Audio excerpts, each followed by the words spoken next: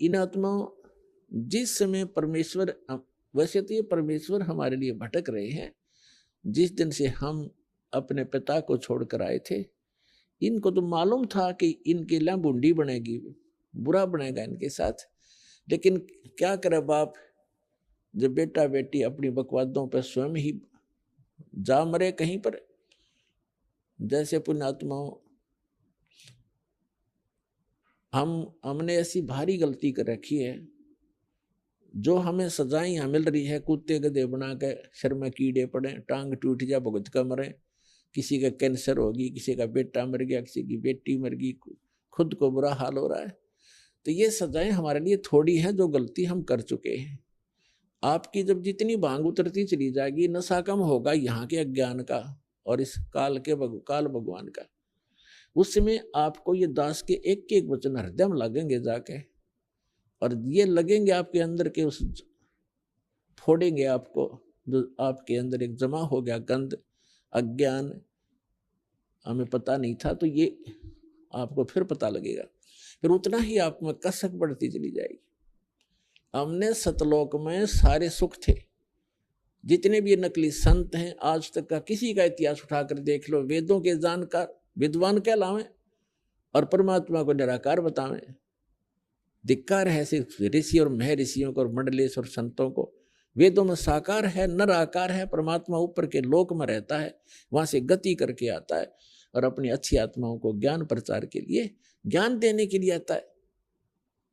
ऐसे बाइबल के अंदर उत्पत्ति ग्रंथ में स्पष्ट किया है कि परमात्मा ने 6 दिन में सृष्टि रची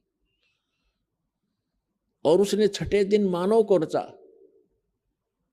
और उसको अपने जैसा रचा, अपने जैसी उसकी अपने स्वरूप के अनुसार उसकी उत्पत्ति की, नर और नारी करके उसको उत्पन्न किया। तो कैसा है भगवान? सारा ईसाई समाज कहता है गॉड इज फॉर्मलेस, कोई बात हुई? परमात्मा निराकार है। पूरा हिंदू समाज कहता है भगवान निराकार है। पूरा सिख समाज कहता है परमात्मा निराकार है। तो ये, और ऐसे ही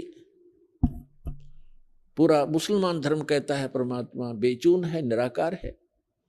और सभी सदग्रंथ, हमारे धर्म ग्रंथ बताते हैं परमात्मा से शरीर है, नर आकार है, मनुष्य दृश्य, उसका नाम कबीर है। और वही परमात्मा है जो काशी के अंदर एक धानक रूप में, एक जुल्हा रूप में आए थे। ये परमात्मा है, सबके जनक हैं, ये हमारे हमदर्द हैं। तो जो प्रसंग चल रहा है हम उसी पर आते हैं कि वो परमात्मा हमारे लिए भटक रहे हैं और युगों युगों से भटक रहे हैं, लेकिन हम उस परमात्मा को पहचान नहीं पा रहे, क्योंकि हम इस काल भगवान ने इन नकली दूत बेच के अज्ञानी करा दिए। तो ये जो जितना भी आज तक के संत महर्षि हुए हैं, संत हुए हैं, मंडलेश्वर हुए हैं, या कोई काजी मुल्ला पंडित हुए हैं, ये सारे के सारे तत्व ज्ञान से अपरिचित थे और इन्होंने हमारे को उल्टा पाठ पढ़ा दिया।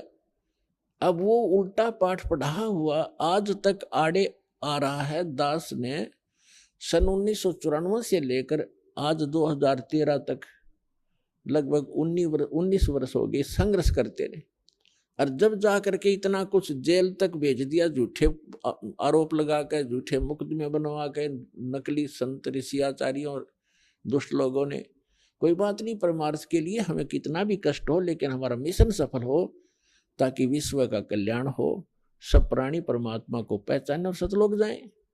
दास का इतना उद्देश्य है। और धिक्कार है उनको, बाइबल के पढ़ने वालों को, जो परमात्मा को फॉर्मलेस बताते हैं, उसका कोई आकार नहीं। ऐसे धिक्कार है कुरान शरीफ के पढ़ने वालों को, निराकार बताते हैं। और सूरत फुरकानी 25 आयत 52 से 59 में स्पष्ट किया है कि वो परमात्मा कबीर है। और जिस परमात्मा ने 6 दिन में सृष्टि रची, 7वां दिन आसमान और जमीन के बीच में जो कुछ है सबको उत्पन्न किया, और फिर तख्त पर जा विराजा। तख्त माने सिंहासन। जैसे हम पढ़ा करते इतिहास में कि दिल्ली के तख्त पर 12 वर्ष की आयु में अकबर दिल्ली के तख्त राजगद्दी पर बैठा। दिल्ली के तख्त पर, तख्त माने सिंहासन, तो ऐसे ही वेदों में लिखा है कि परमात्मा देखने में राजा के समान है, वो सिंहासन पर बैठा है ऊपर के लोक में, धूलोक के तीसरे पृष्ठ पर। तो पुण्यात्माओं, तो यहाँ वही प्रश्न आता है कि गुरु बिन काहू न पाया ज्ञाना, जो थोथा बूझड़े मूड किसाना, गुरु बिन वेद पढ़े जो प्राणी, समझे न सार रहे अज्ञानी। तो पुण्यात्माओं, जब आपको ये ज्ञान समझ में होगा कि 21 ब्रह्मांड में कोई सतगुरु नहीं है वर्तमान में इस दास के अतिरिक्त, इसको अभिमान समझो, अर्थे सच्चा ज्ञान समझो। और कुछ दिनों में समझ में आ जाएगी, क्योंकि दास ने सभी महापुरुषों के अनुभव पढ़े और प्रत्येक धर्म के धर्म ग्रंथ पढ़े। प्रत्येक धर्म ग्रंथ, वर्तमान के जितने भी मार्गदर्शक हैं अपने ही सदग्रंथों से अपरिचित, वो खाक गुरु है, गुरु खाक सतगुरु है वह। और सतगुरु से नीचे कोई अपनी जो है ना पोस्ट नहीं बताता, सतगुरु से नीचे कोई बात नहीं करते, सभी बोली श्रद्धालु कहते हमारे सतगुरु हैं।